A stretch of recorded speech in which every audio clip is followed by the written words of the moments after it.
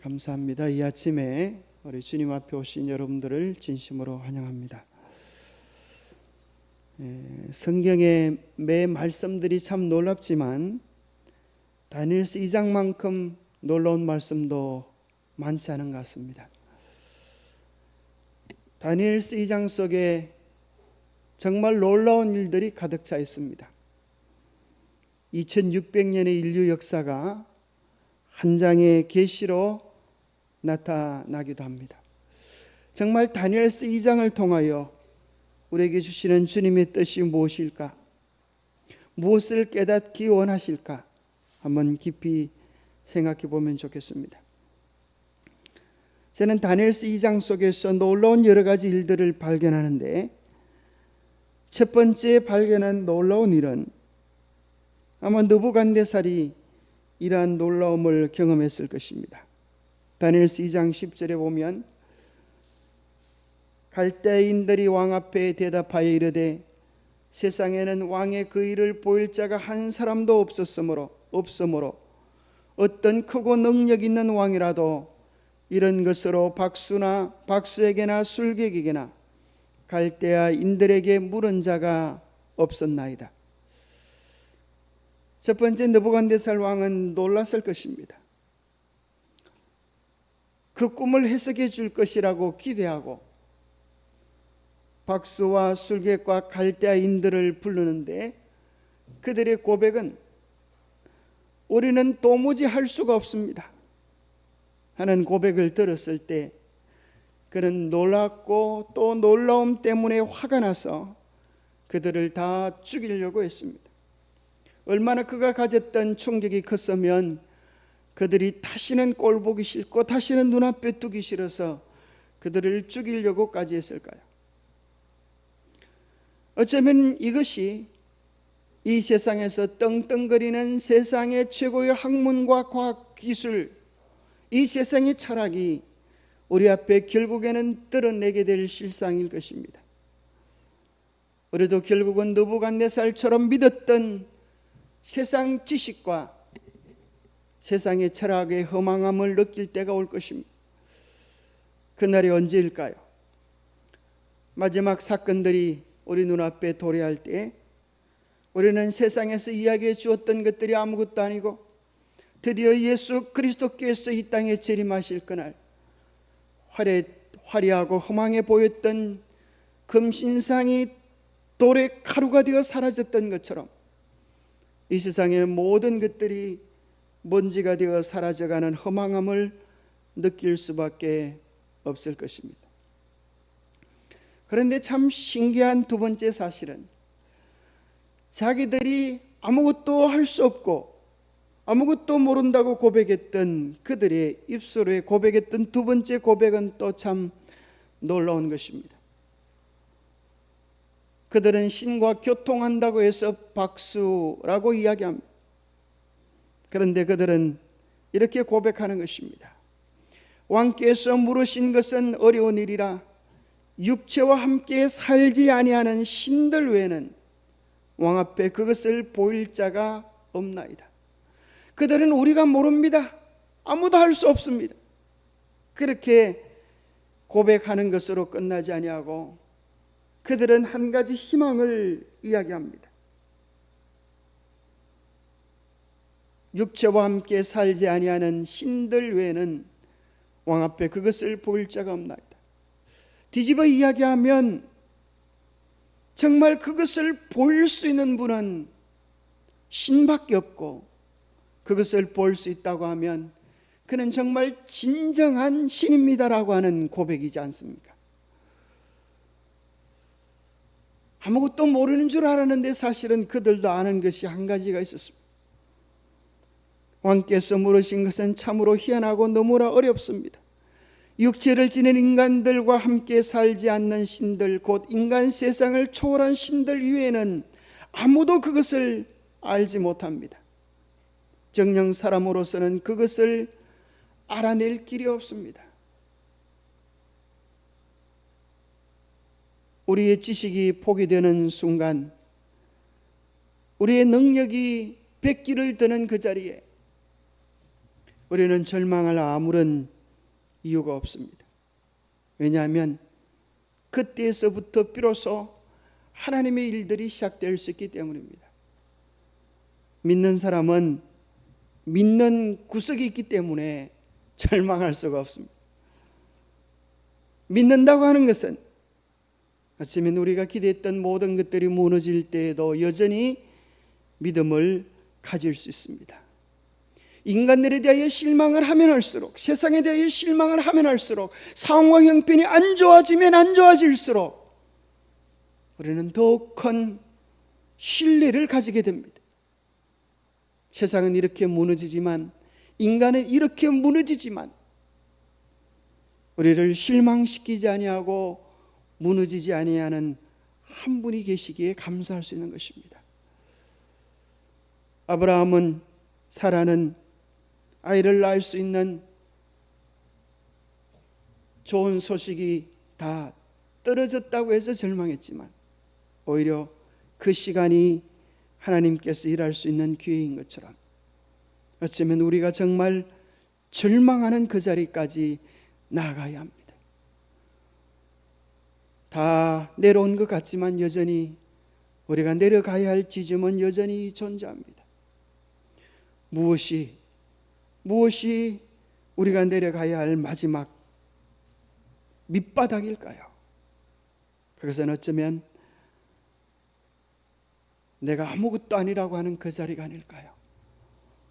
나의 믿음도, 나의 신앙도, 나의 자랑도, 나의 지식도 그 모든 것이 아무것도 아니고 오직 나의 삶의 깊은 그곳에서 주님만이 나의 주인이다라고 고백하는 그 자리, 주님만이 나의 전부입니다라고 고백하는 그 자리, 그래서 나의 모든 것을 주님께 맡기고 의탁하는 그 자리, 나의 생각까지, 나의 선택까지, 나의 호흡까지 주님께 온전히 드리는 그 자리까지 나아갈 때 우리는 비로소 하나님께서 우리를 위하여 일할 수 있는 그 첫 걸음을 내디딜 수 있게 되지 않을까요? 하나님께서는 절망이 없습니다. 하나님께서는 끝이 없습니다. 우리가 끝이라고 생각하는 그 자리에 우리가 생각하지 못했던 놀라운 시작을 이루실 수 있기 때문입니다. 우리가 절망하는 것은 믿음이 없기 때문입니다. 우리가 원망하고 불평하는 것은 그분을 신뢰하지 않기 때문입니다. 우리가 고독해하고 답답해하는 것은 그분을 사랑하지 않기 때문입니다. 그분을 정말 우리의 문제의 답으로 받아들이고 누리고 인식하는 사람은 매일 마음 깊숙한 곳에 희망의 노래를 부르는 사람입니다. 세 번째 참 놀라운 일은 하나님께서 어떻게 아셔도 이런 것까지 아실까? 오직 엄밀한 것들을 나타내실 이는 하늘에 계신 하나님이시라. 그가 느부갓네살 왕에게 후일에 될 일을 알게 하셨나이다. 왕의 꿈 곧 왕이 침상에서 머릿속으로 받은 환상은 이러하니이다. 왕이여, 왕이 침상에서 장래 일을 생각하실 때에 엄밀한 것을 나타내실 리가 장래 일을 왕에게 알게 하셨사오며. 참 하나님은 모르시는 것이 없으시다고 하는 것을 우리는 고백하게 됩니다. 뭐까지 아세요? 엄밀한 일을 하신다 그랬어요. 깜짝 놀랄만 하지 않습니까? 엄밀한 일, 나만이 아는 비밀, 아무도 모를 거라고 생각했던 그 일을 하나님은 빤히 보고 계시다는 거예요. 아무도 모를 거라고 생각했던 우리의 생각의 엄밀한 부분까지, 우리가 하는 행위는 두말할 것도 없고 우리의 생각 그 엄밀한 부분까지 주님은 아십니다. 하나님의 백성의 생각뿐 아니라 원수의 생각의 엄밀한 일까지 아십니다. 사단이 계획하는 그 모든 일까지 우리 주님은 꿰뚫어 알고 계시는 것입니다. 바벨론 왕이 생각하는 그 자리, 그의 두뇌의 깊은 부분들까지 주님은 아시고, 뿐만 아니라 주님은 뭐라고 말씀하시는가 하면 장래일까지도 내가 환히 알고 있다. 너무나 놀라운 일입니다. 여러분, 하나님께서 장래일들을 알고 계시다고 믿으십니까? 그러기에 우리 하나님이 되실 수 있으십니다. 하나님께서 세상의 장래를 알고 계실까요? 두말하면 잔소리입니다. 그러면 하나님께서 우리의 개인의 미래도 알고 계실까요? 놀라운 것입니다. 나에 대해서도 하나님은 이 세상에 대하여 가지고 계시는 자상한 지식만큼, 아니 그 이상으로 우리 각자를 알고 계시다고 하는 사실이 참 놀라운 것입니다. 우리의 엄밀한 부분들까지, 우리의 엄밀한 생각들까지, 우리의 장래일까지 주님은 꿰뚫어 알고 보고 계십니다.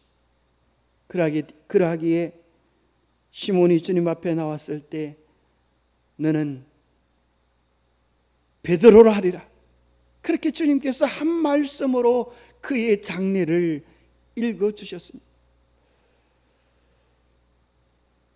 우리는 알고 있습니다. 정말 다니엘서 2장이 너무나 놀랍게 성취되는 꿈이라고 하는 사실을 알고 있습니다. 이 다니엘서 2장의 신상이 모든 예언의 기초입니다. 다니엘서 앞으로 반복되어지는 7장에서 다시 반복되어지고 8장 9장에서 다시 세 번째 반복되어지고 11장 12장에서 다시 반복되어지는 그 예언의 기초가 다니엘서 2장입니다. 그러면서 다니엘은 이렇게 이야기합니다. 왕께서 보신 것은 크신 하나님이 장래일을 왕께 알게 하신 것이라. 이 꿈은 참되고 이 해석은 확실합니다. 이 해석은 확실합니다. 우리가 아무리 부인하려고 애를 써도, 우리가 아니라고 이야기해도 소용이 없습니다. 이것은 확실한 장래에 대한 하나님의 계시일 뿐 아니라 하나님의 계획입니다. 온 세상이 동원하여 하나님의 계획을 무너뜨리려고 해도 한 점 한 획을 변경시킬 수 없습니다. 하나님의 뜻이 너무 싫어서 불구덩이 속에 다니엘의 세 친구를 던져 넣었지만 그들의 머리카락 하나도 헤아릴 수 없던 것처럼 이 세상의 어떤 존재도 하나님의 말씀의 한 단어 한 획조차도 변경시킬 수 없습니다. 세상의 모든 장래를 아시는 분, 그분은 하나님이십니다. 그래서 하나님은 이사야 41장 22절에게 거짓 신들에게 도전장을 내미십니다. 만일 너희가 신이라면 장차 무슨 일이 일어날는지 우리에게 말해보아라. 과거 일들에 대해서도 우리에게 말해보아라. 그래서 우리들로 그것들을 살펴서 검증해 보게 하리라. 아니면 앞으로 일어날 일들에 대해 우리에게 선포해 보아라.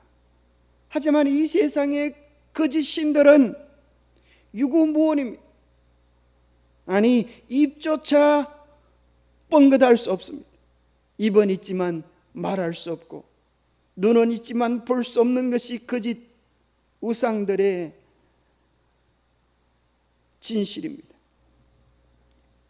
다니엘서 2장에 나오는 이 예언은 정말 얼마나 놀랍습니까? 세계사를 어떻게 이렇게 한눈에 한 장의 그림으로 우리 주님께서 보여줄 수가 있습니다.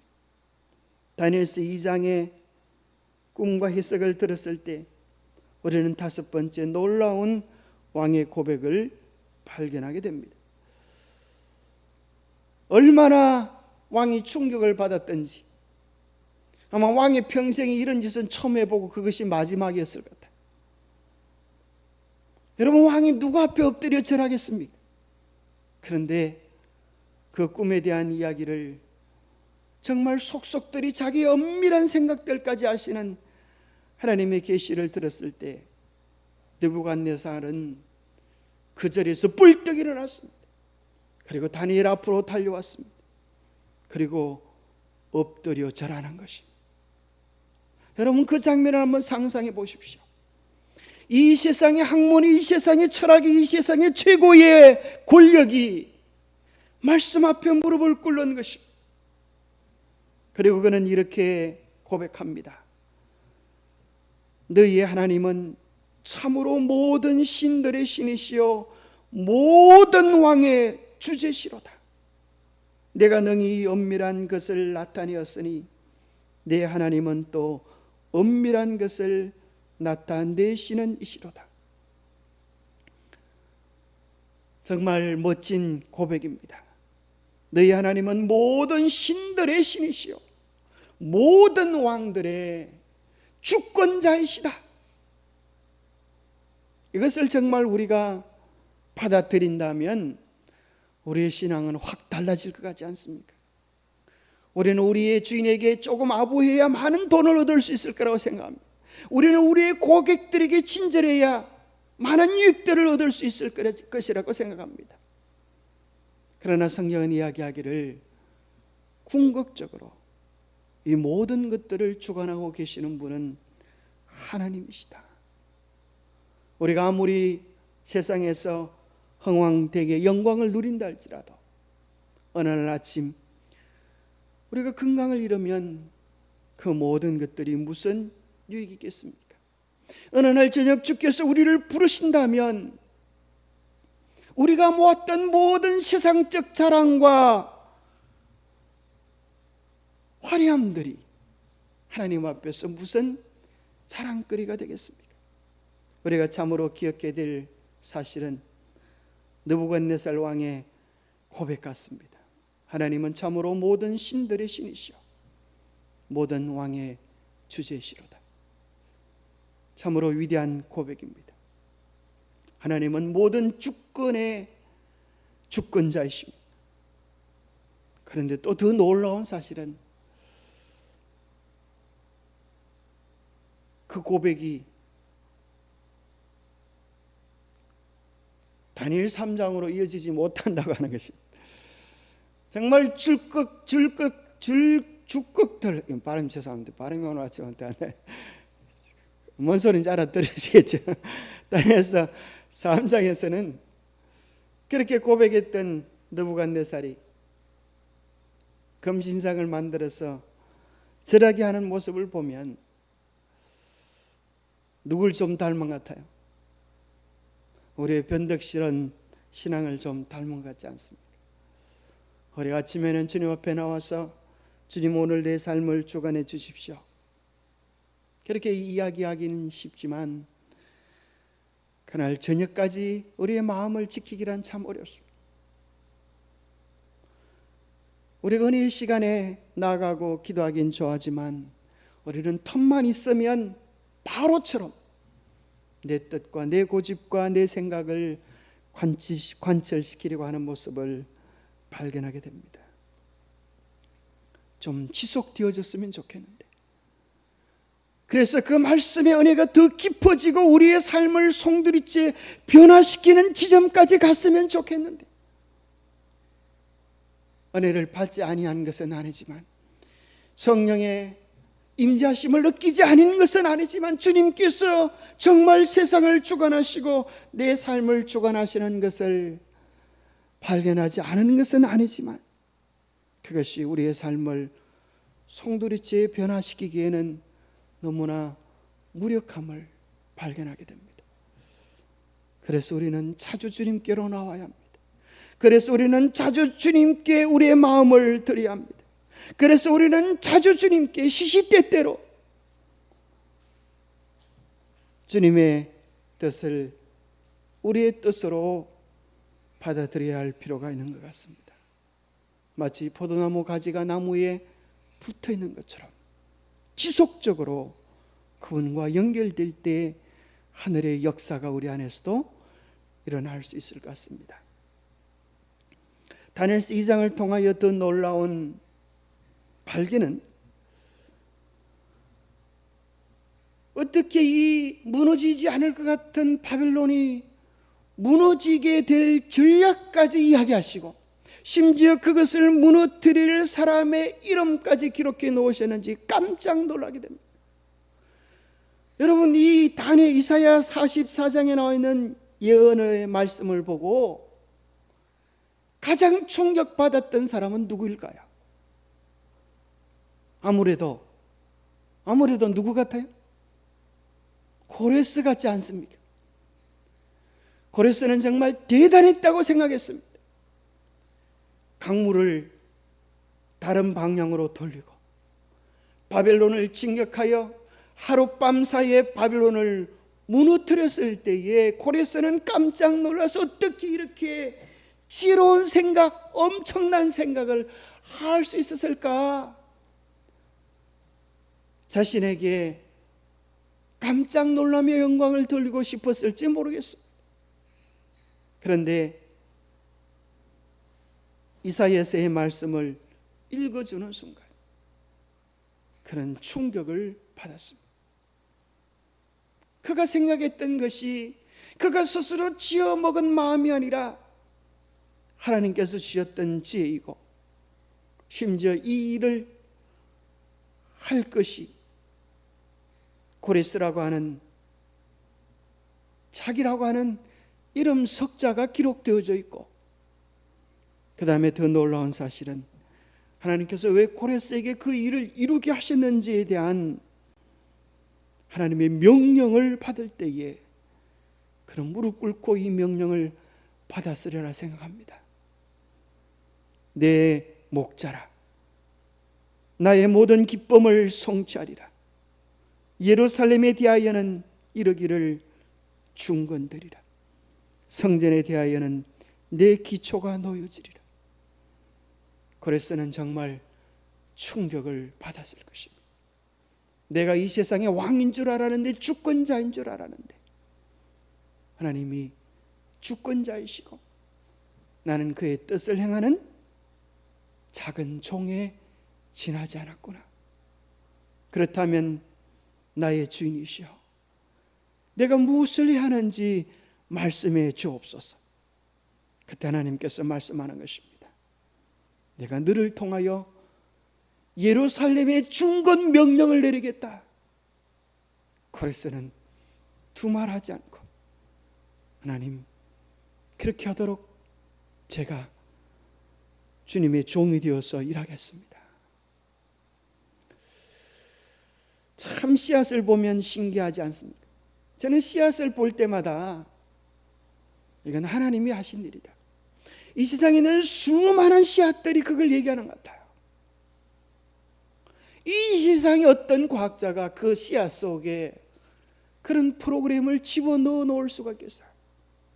신기하지 않습니까? 이 세상에 수천 수억의 씨앗이 존재하는데 사람이 만든 씨앗은 단 하나도 없습니다. 그런데 씨앗 속에 이런 비밀이 있다고 하는 것입니다. 하나님께서는 당신이 친히 지으신 작은 씨앗을 들여다 보신다. 그리고 그분께서는 그 씨앗 속에 감추어 있는 아름다운 꽃과 관목과 잎을 사방으로 뻗고 있는 높은 나무를 보신다. 그와 마찬가지로 하나님께서는 모든 사람에게 있는 가능성을 보신다. 우리는 하나의 목적을 성취하기 위하여 이 세상에 산다. 하나님께서는 우리의 생애에 대한 당신의 계획을 우리에게 주시고 우리에게 발전의 최고의 표준에까지 도달하기를 바라신다. 참 놀랍지 않습니까? 하나의 씨앗 속에 그 씨앗의 일생을 기록해 놓으신 하나님께서 우리의 삶 속에 우리의 일생을 기록해 놓으시고 물을 붓고 잘 가꾸기만 하면 피어날 꽃처럼 하나님의 말씀에 전적으로 우리 자신을 드리기만 하면 우리를 통하여 이루실 그 위대한 일을 바라보고 기대하고 계시다는 것입니다.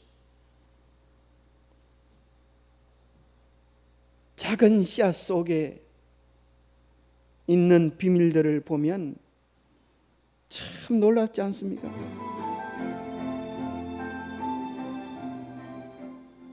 이것은 씨앗도 아니고 종균입니다.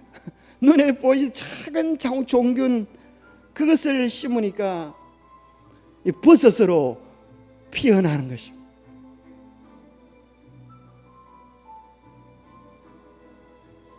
이 돋아나기 시작하자 이렇게 3일째, 4일째,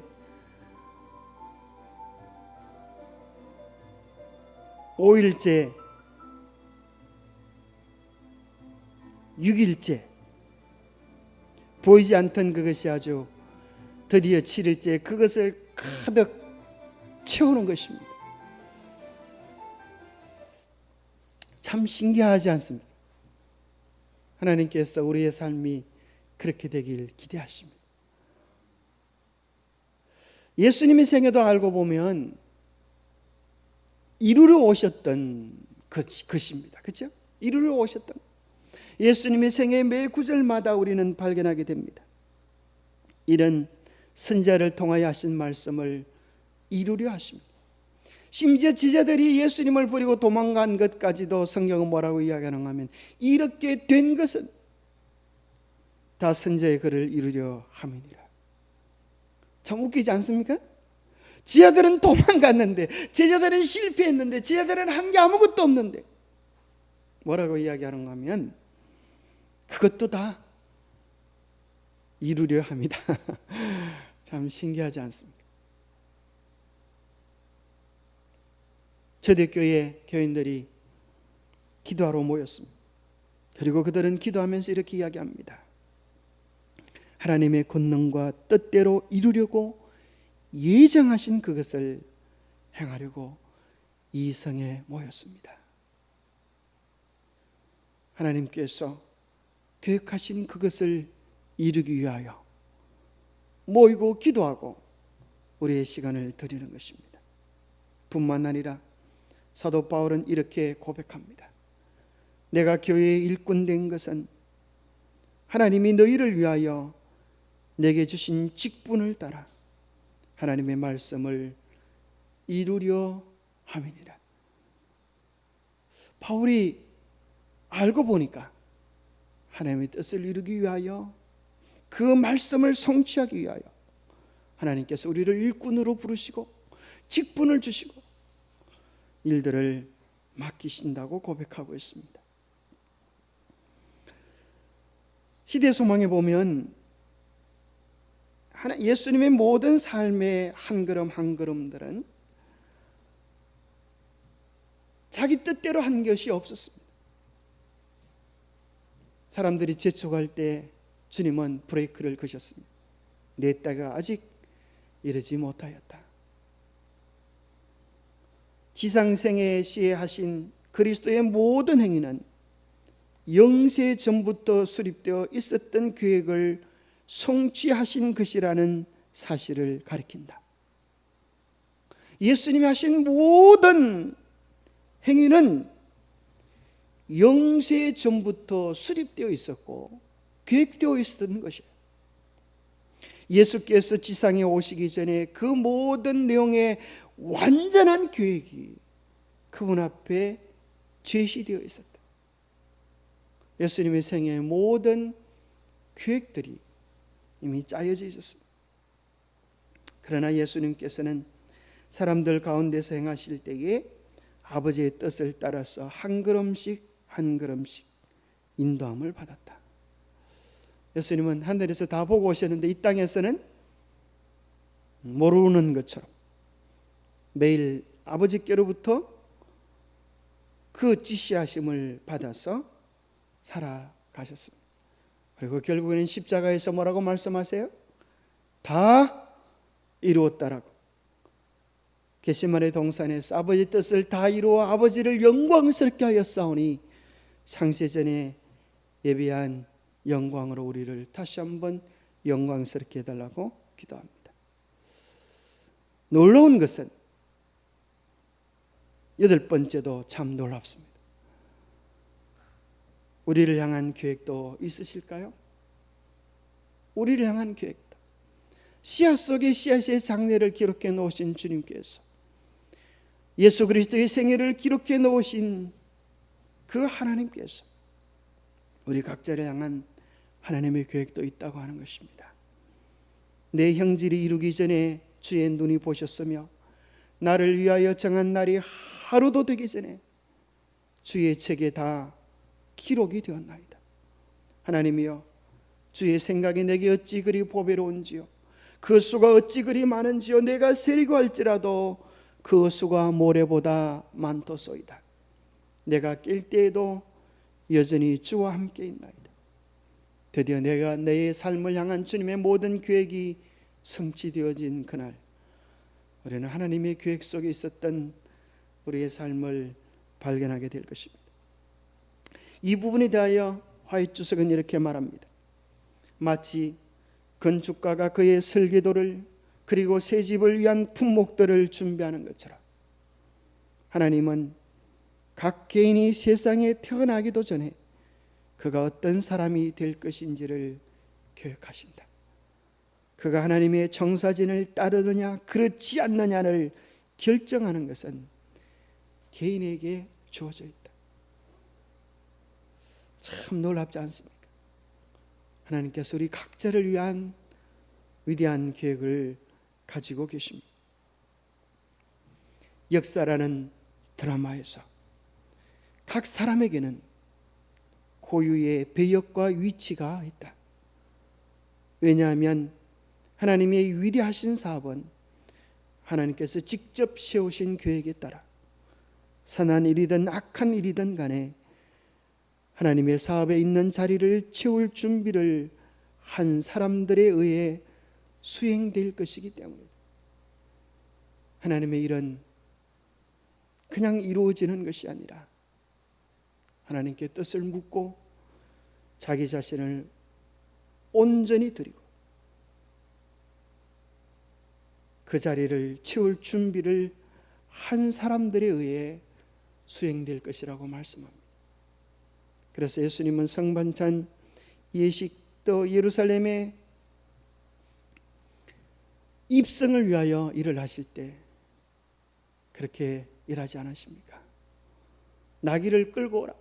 그거 왜 끌고 갔느냐라고 물으면 주가 쓰시겠다라. 그 사람은 오래전부터 하나님의 계획을 믿고 그 계획을 위하여 나귀를 준비했던 것입니다. 드디어 주께서 쓰시려고 할 때에 그는 기꺼이 그 일을 위하여 기쁜 마음으로 드릴 수 있었습니다. 이 세상의 모든 계획들은 하나님의 손 안에서 하나님의 계획 속에서 이루어집니다. 그것을 에스겔서 1장에 보면 바퀴 안에 바퀴로 그렇게 이루어진다고 말씀하고 계십니다.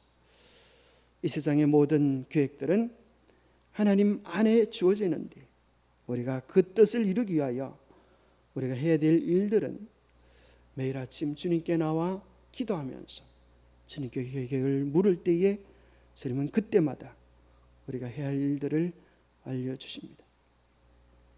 그분께서 고된 하루를 마감하는 기도의 시간에서 돌아오실 때 그들은 그분의 얼굴에서 평화의 모습 곧 전신을 휩싸고 있는 듯한 상쾌함을 보았다. 그분은 아침마다 하나님과 더불어 시간을 보내신 후에야 사람들에게 하늘의 빛을 전하기 위하여 나가셨다. 제자들은 그분의 말씀과 사업의 능력이 그분의 기도의 시간과 관련이 있다고 결론을 지었다. 이제 그분의 간구의 음성을 들으면서 그들의 마음이 위험에 눌려 겸비해졌다. 예수님께서 그곳에 가면 힘을 얻고 활기를 얻고 나오실 수 있던 것은 기도를 통하여 그날에 대한 하나님의 계획뿐 아니라 하나님께서 무슨 일을 이루시기 원하시는지 그 모든 결과들을 볼 수 있었기 때문입니다. 오늘 아침에도 우리가 주님 앞에 나와서 오늘 이 한 달 무엇을 해야 할지 주님께 여쭙고 주님으로부터 힘과 또 능력을 또 새 뜻을 발견하는 소중한 기도의 시간이 되기를 간절히 바랍니다. 우리가 개인적으로 기도하는 시간을 가지겠습니다.